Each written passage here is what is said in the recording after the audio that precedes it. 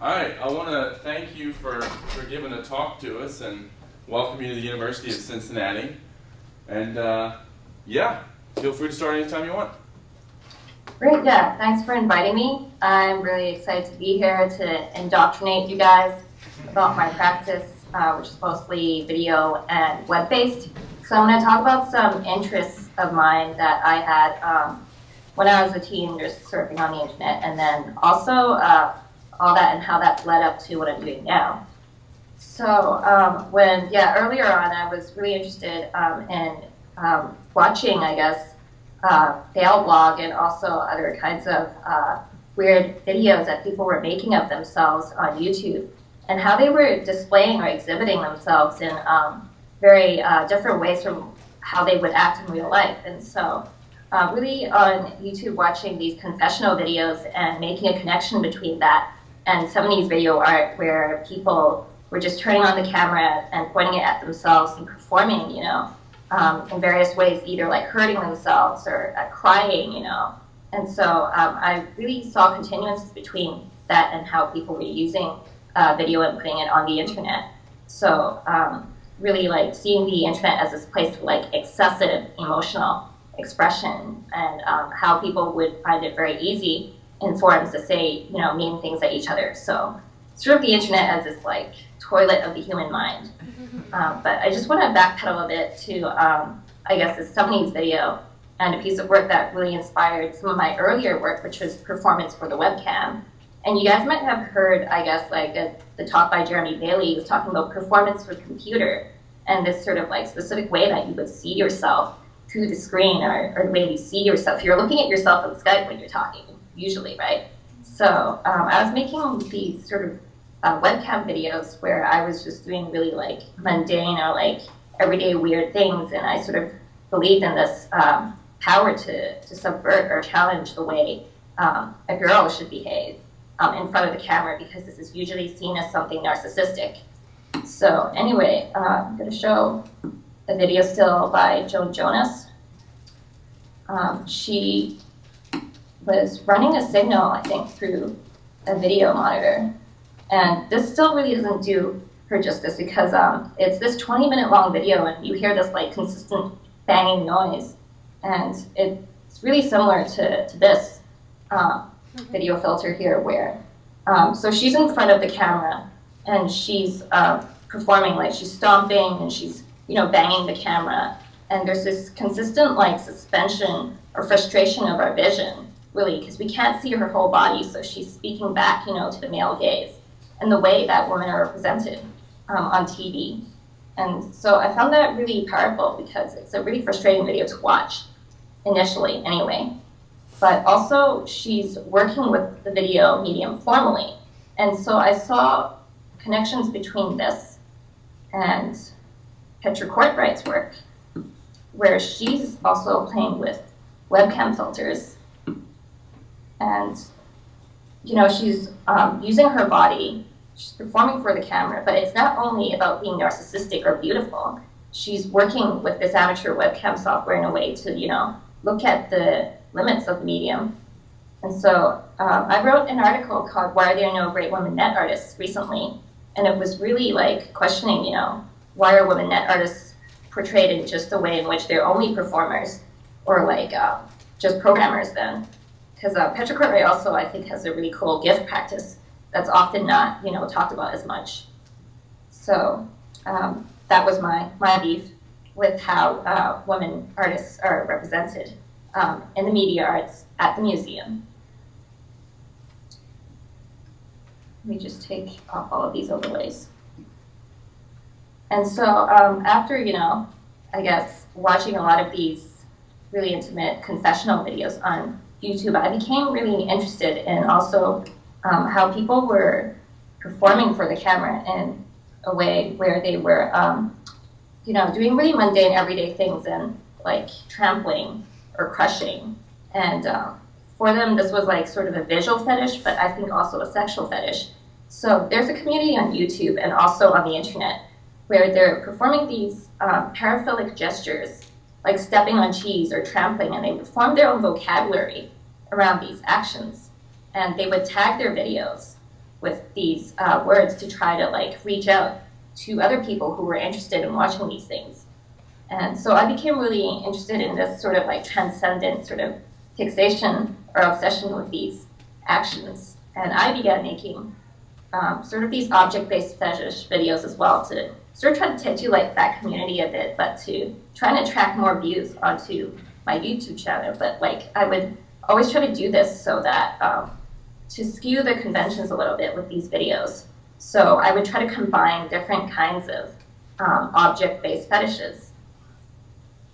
And so I think that culminated in a video called Screensaver, where me and 2 other girls were smashing laptops. And I had bought like a broken MacBook and also a broken PC.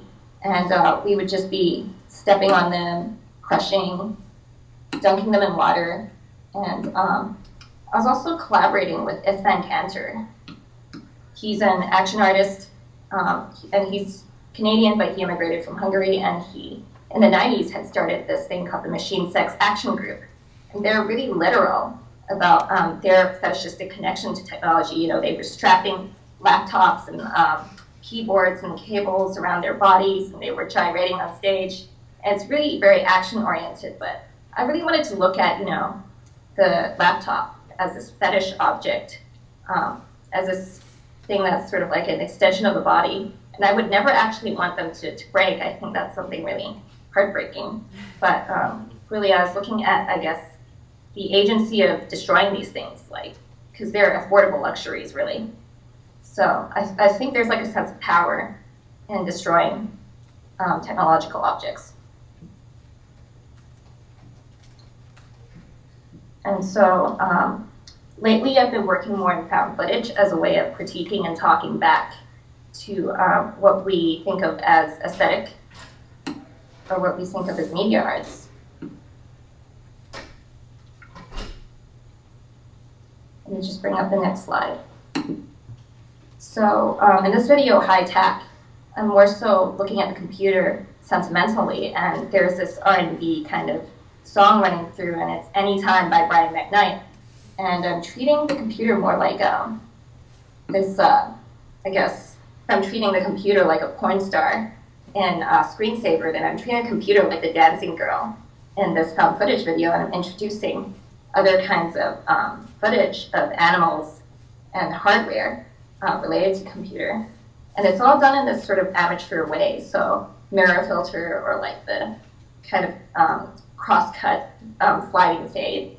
And I really sort of want to convey this sort of, I guess, amateur or like naive connection to technology, because I don't know how to program, but I guess I have this experiential relationship to understanding computers. So I only know that, you know, a computer with 4 gigs of RAM is faster than one with 2 gigs of RAM because I've used it. And so wanting to convey that sort of innocent connection or fetishistic connection to technology.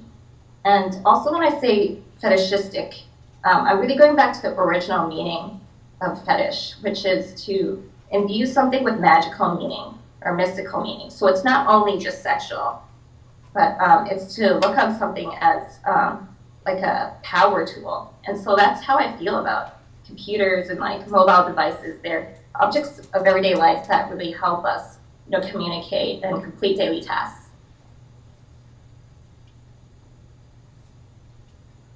And so I'm just going to screen share a new project because you guys, like, you know, probably understand how you tag videos on YouTube, and that's how people find it.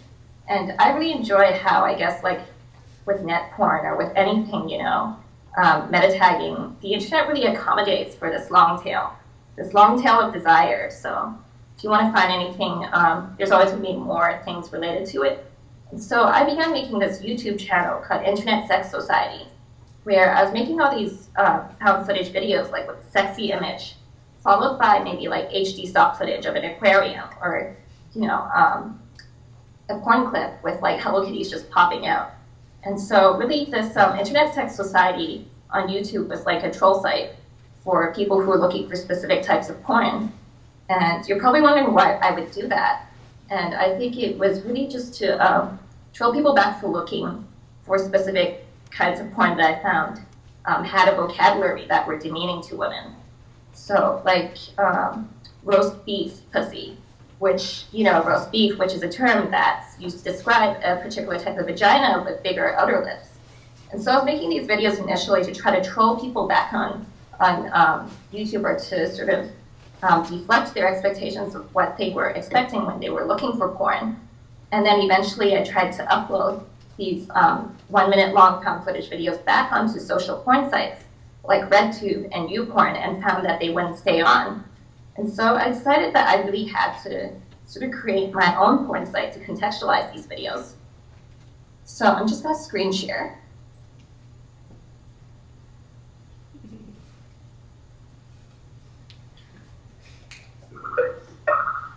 Can anyone tell me if this is working? Not at the moment. It's a still of your face. Okay.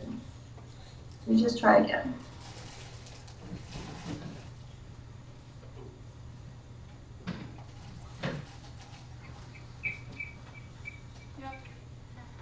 Yeah, no, it's working. So let me just.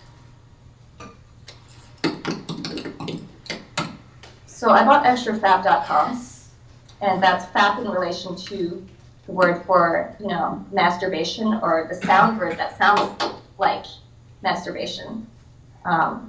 When someone's jerking off, so to speak. And so all the content right here is the found footage videos that I've made, and everything on the sidebars is links to other porn sites that I find more sex positive, or even things that are a bit more aleatory, or not even links to anything sexual, like there's a link to a pizza chain. So when you click through, it's just an example of one of the videos I made. I'm trying to get it to auto-load itself right now.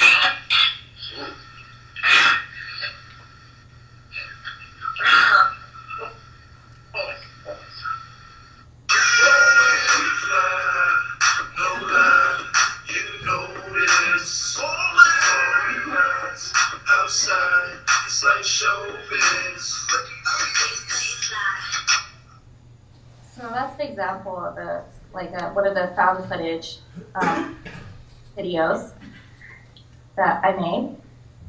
And so I'm still working on this a bit. I want to add more videos. Also, buy AdWords for it. So I want to treat this like an actual porn site, but with a spin, to try to broaden those definitions of horniness and kinkiness. But really, I was inspired by a site called indienudes.com. And I did a case study on them. Like, I emailed the guy who runs it and really asked him, what his kind of like ad tactics were.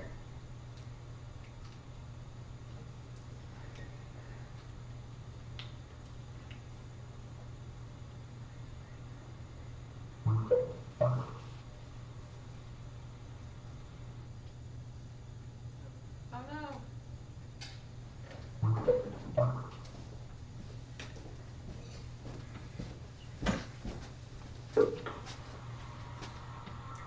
Don't know what happened there. I think my Skype just crashed. Can you see us still? I can't see you guys. Okay, hold on.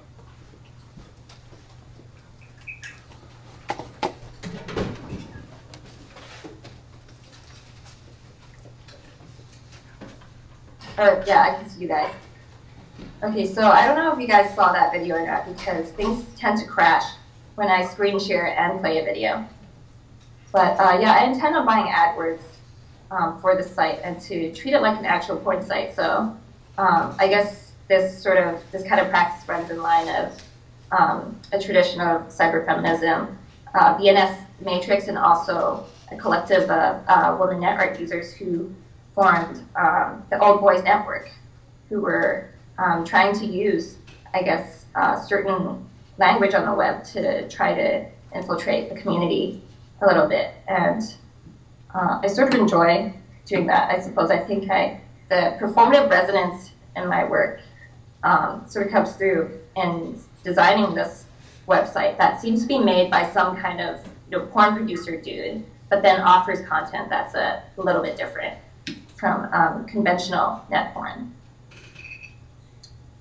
Just want to go back a bit as well and talk about earlier performance work.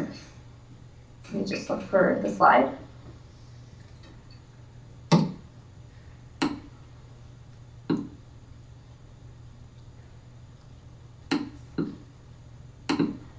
So this one is a work I'd made this early 2010, which fits more with some early performance work of mine. And it's a screen-recorded video of these one-off performances for the webcam that I did and sort of streamed onto chat roulette. And I was recording these reactions of people responding to me performing for the camera. So I was doing more mundane things too, like opening a book and just flipping the pages, or unboxing, a light I had bought off Amazon. And so I was just recording these user responses, and I was typing as the video would be running, so as if I were there. And so in this particular video, which is silent, I'm sort of like undressing. So I'm lifting up my top, and right at that point in which I'm about to take my top off, the video loops. And so it's sort of like Joan Jonas as well, like trying to frustrate and suspend that expectation, that sense of real-timeness on video, but also speaking back to an environment where women are expected in a way to perform in certain ways in front of the camera, or this kind of, I guess, response when they find that you're a woman chatter on chatroulette.com. Often you get these kind of gestures like, take your top off, tits, or get the fuck out. So it's really speaking back to that in this project. So the other half of my practice is curating, and I really try to use that as an occasion to show work that I feel is under-promoted, but also media work where the artist is clear about this personal connection to the artwork. And so one of the last shows I curated was called Self-Love. Let me just bring up the slide.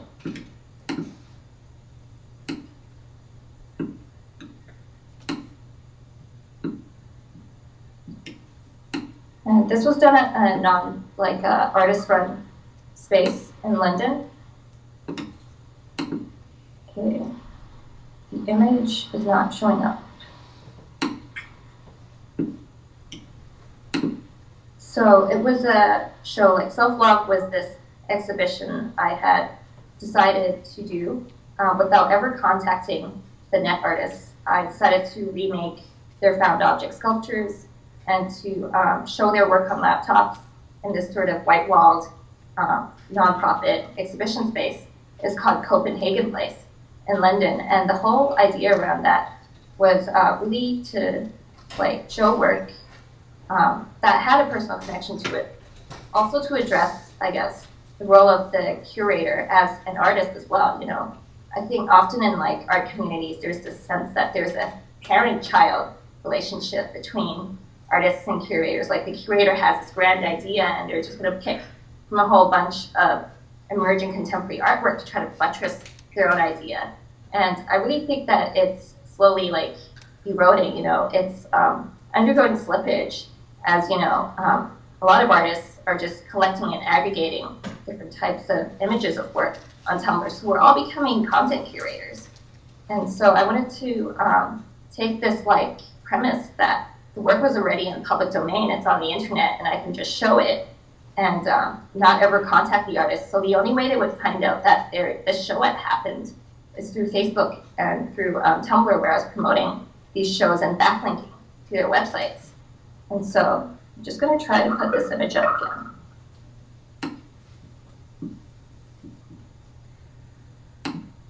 So this is the promo GIF for the show Self-Love. And so I called it self-love because I'm trying to address a kind of curatorial narcissism in a way. But also, all the works in this show were made, I think, without the intention of really reaching out to an art audience or without the intention of being in a gallery. So it's work that's made so people could continue making art in a way. And I put it up, you know, in a really like formal gallery setting. I suppose much of the peer critique was like, why did it look so institutional? And I think that partly comes from like having had curatorial experiences in 2 professional galleries, you know. There's still this inner bureaucrat in me of doing everything really professionally. And that makes me ambivalent, I think, because after working in those spaces, I've always desired, you know, for there to be a way to show work outside of this white cube setting or to have a more informal kind of display of net art. And so someone who really inspires me about this way of showing work or enacting critique is Andrea Fraser. And she always seems to use like the institutional space as this place for enacting critique on those rigid processes and systems of art distribution. And she uses herself and her body a lot in her own work too, but she's always very professional about it. And so in this particular work, it's called Art Must Hang, 2001, and it's actually a projection of her re-performing a drunken speech by Martin Kippenberger. And somewhere in that half an hour speech, he's just saying, oh, art must hang. You know, it's this like beautiful thing. And it's a projection on 2 kind of bad paintings. And so that inspired the work or a series of videos called walkthroughs. And these are just walkthroughs of exhibitions that never actually happened. So I set up all these like different kind of found object installations. And then I would sort of walk through with my flip cam and be talking about them in this really academic way. Sort of trying to address this tension between what goes on in the classroom and how we're taught this really rational way to analyze work.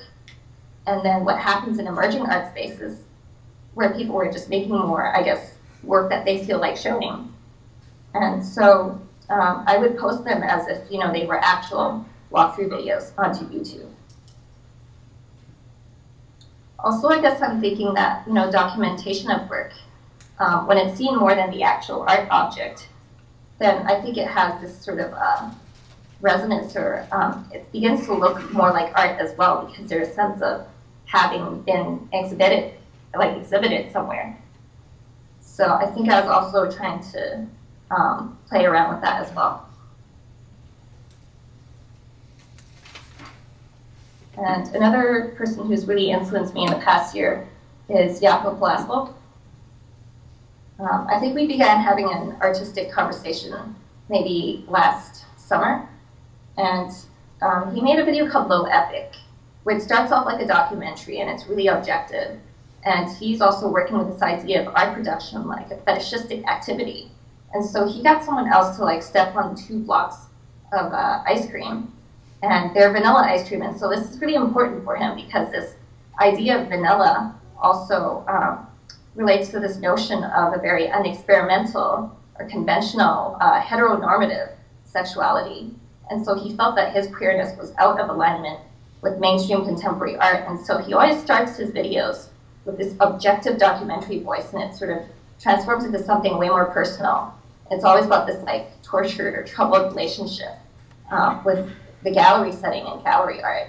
And so I think it's also a really effective means of critique to start from somewhere personal and articulate this human connection to technology instead of just talking about technology and its properties and its novelty, which is, I think, the main thing that I try to work against, is this framing of technology as, you know, ultimately very new, because I think the internet's been around for like 25 years or more. And so there's also a history of like early net art that I feel like a lot of my peers don't maybe learn about or they're not addressing. So I was trying to draw connections between early 90s work and also contemporary emerging artwork.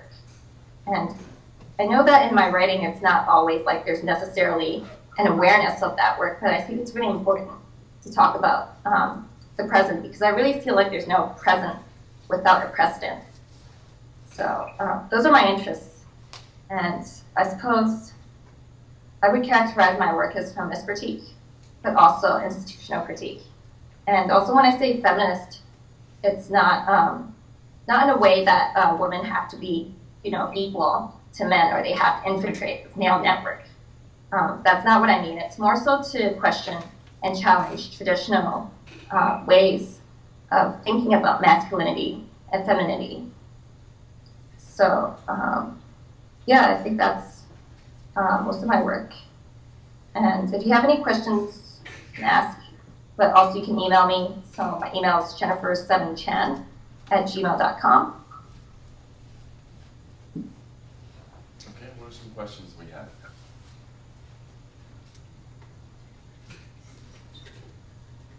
What was your, when you made the, I think it's called, you called it Extra Pap? Is that what you called it? Yep, extrafap.com. Extra Pap, okay. What was like your, did you feel kind of, did you have any sort of, I guess the best way I could ask you just, how were you feeling in the after effect when you were done making this website? Like, how did you feel about people, like consumer-wise, people looking at it, people maybe responding to it or trying to contact you about it? Like, how did you feel that might go? Oh, that's actually a work in progress project right now. I mean, it is online, but I'm still working on the site, because I actually want to make the videos auto-load. So I don't know what the kind of I guess, net art community or kind of porn viewing community response is like yet, because I haven't received any response yet. I've just showed 1 or 2 friends just to try out if anything on their works, but I do want to add more videos before I let it sort of breathe on the internet. Do you have any ideas how it would be? I don't, and that's the thing I like the most about enacting critique or asking questions about the way things look on the internet. It's that there's no right way to do it. So I think I'm really excited to do that. Thank you. One of the really interesting things for me about your practice is sort of the broadening of discourse to a inherently non-art community in almost, I wouldn't say a tricky way, but in a subversive way where you're getting people to look at art and they might not be aware of it, possess that context, or be looking for that.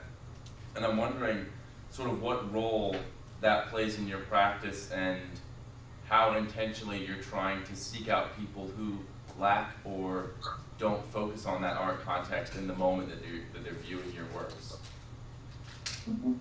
Yeah, I think that being in art school for, over 6 years or something, you begin to gain this, acute sense of what looks like art and what doesn't. And I think net art is interesting in that way because you're creating browser-based work that's for really any internet user. And I think about, those people who would, stumble upon my stuff in that way.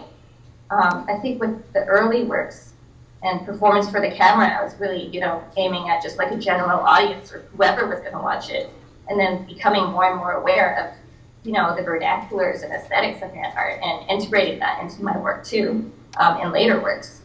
And so I think that I try to, in a way, target my work to both audiences.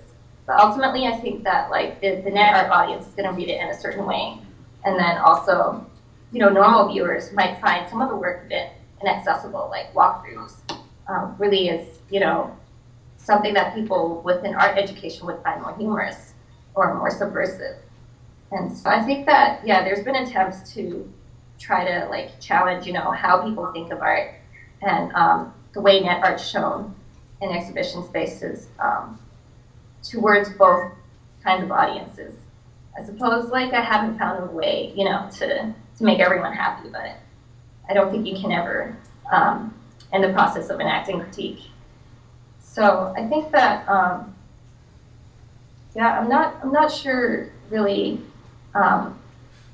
what role it has in my practice other than knowing really more so what I'm trying to say about, I guess, the way net art looks currently.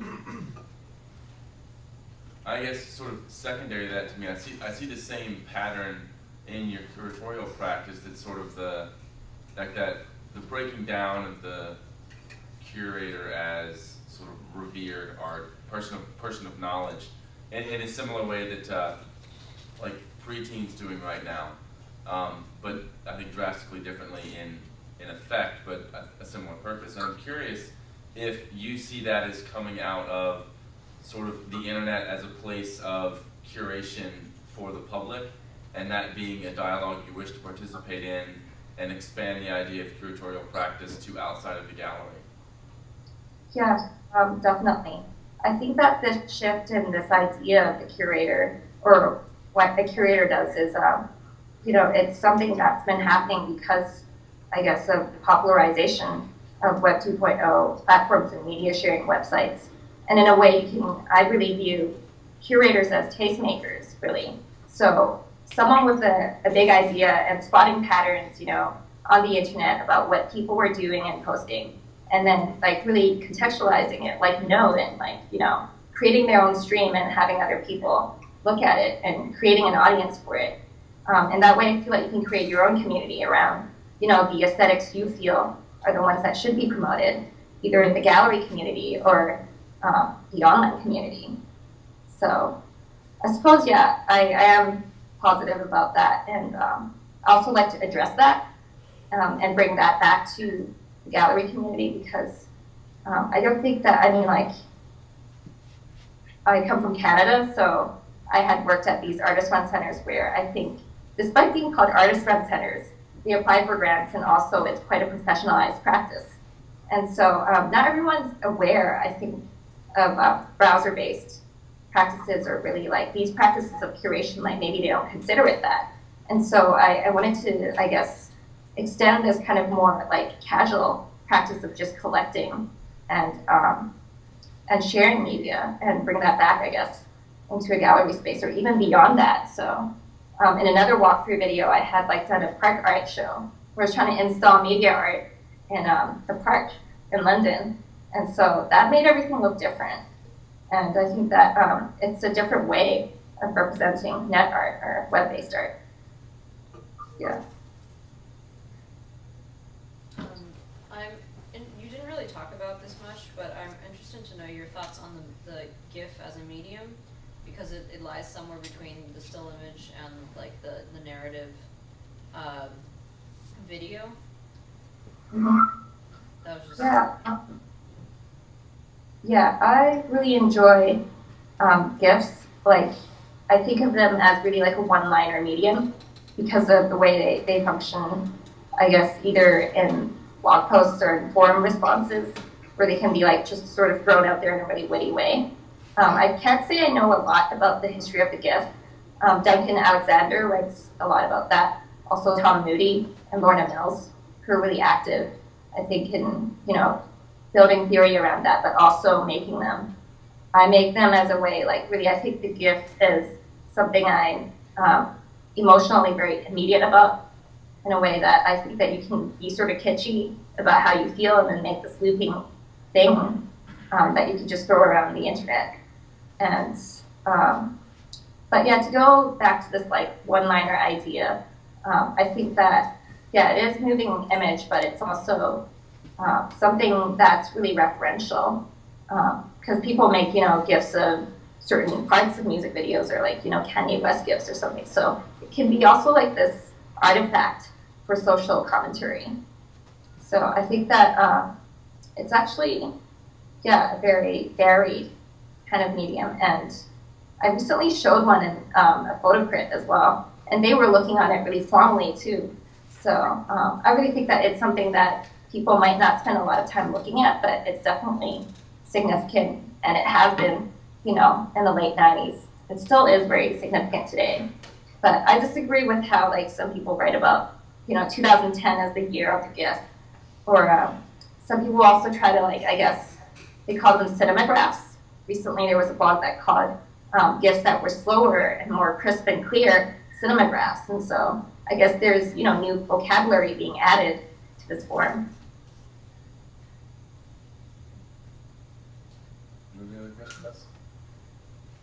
actually have one more question.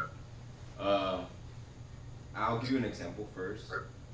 When I was, say, about like 13 years old, I already knew what I wanted to do in art. Like I wanted to do commercialing, video game, you know, electronic arts basically. And well, my question is, based on that type of plot, like how young were you when you knew you wanted to do this type of, you know, this type of art that you're doing? It's been an interesting, I guess, like journey to, you know, wanting to just be contemporary artist, or I guess web-based artist. Because when I graduated from high school, I actually wanted to be a designer. So I had this portfolio of just graphic design work and DVD covers I had designed. And at the same time, I think when I was 14 or 15, I started using DeviantArt.com. And so that was, I guess, a way into sort of understanding how online art communities worked. And I guess there was this sort of raw or like immediate impulse to always create, I think, highly emotive works, but I never really saw them as actual art, like just things I made. And so that was my entry, I guess, into an interest of wanting to be in something creative. But it really wasn't until, I think, my second year of university when I made my first video. At that point, it was called 2 Girls, 1 Cupcake. And it was a response video. You can find this on YouTube. 2 Girls, 1 Cupcake, ooh la la, that's what it's called. And that was a response video to this 30-second video of Brazilians who were, you know, like defecating into a cup and like exchanging, you know, their feces between different orifices and then like vomiting it back. And actually that video I'm talking about is called swap.avi, which is a hour-long Brazilian porn video of these girls doing it back. But 2 Girls, 1 Cup, it's just a 30-second video of 2 Brazilian girls, you know, defecating into a cup. And that became like somewhat of a meme in a way. It propagated through different media, like television, you know. I think John Mayer and some other guy made an SNL response video to it. And then also other people were making these response videos of themselves watching this video. And it's just of their faces, and some people were just like mouth agape, or other people were just completely stoic. And I was really fascinated at watching these other people wanting to make videos of themselves watching this. So I think a lot of this was to do with like, you know, understanding vision and video as this like libido like medium. But I think that's a long way of talking about my entry into video art, just by watching, you know, content that other users had made and how they were dealing with making videos for YouTube. Yeah. So after that, I decided I really wanted to be a video maker, just make videos and post them. I'm wondering if in a lot of your work and how it relates to kind of curatorial concerns, if you're interested in kind of establishing a firm link between like fetishism, which connotes like kind of idiosyncrasy, and like aesthetic sensibility, which can also kind of have that same idiosyncratic connotation. I think that comes up in my own work. Sometimes I make these found footage videos and I'm juxtaposing these really disjunctive images, and it's not until I show them to my class or I'm screening them that people are laughing and I realize it's like idiosyncratic. Because I think I'm trying to be, you know, both, I guess, poking fun at something, but also earnestly emotive about it. So in my curatorial practice, I find that for some reason I'm way more professional or serious about how I'm presenting something, even when it's something more, I guess, informal. Like, say, for example, if I'm going to do like a park art show, or like, I curated this mashup of 13 people's sexy and trashy internet videos, and I had like sort of culled them from an open call. And I was still installing things in this really like proper way, and so it's a ambivalence of professionalism, I think, that I contend with every time I curate. I don't think that it's as humorous, I guess, as my own work, or it's not as playful as my own work. maybe it just comes from like having worked in like gallery administration. But I do hope for, I guess, like future shows I'm curating. Like a new show I'm curating is going to be called New Insularity, and it's going to be a video screening, all of artwork that looks like my own. And so I'm really trying to address, you know, one of the biggest critique of my own work, but also of the internet art community is like insularity and things that look the same because of how peer aware you are of other people's aesthetics and drawing upon, you know, always drawing upon what you like from other people's works and like putting them into your own. And so I decided I wanted to confront like head on, like sort of like in a newly sincere way, or like Jakob Palasko did a show called New Sincerity. I wanted to talk about new insularity, so how people were doing all these shows with their own friends, like me and my friends in a gallery kind of setting, except I also wanted to, you know, like appreciate and pay tribute to a whole bunch of works that had inspired me for a really long time. So I try to be like serious, but not too serious about it.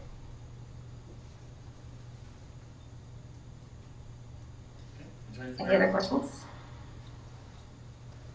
All right, I can't thank you enough for talking to us. It was a really, really great lecture, and thank you.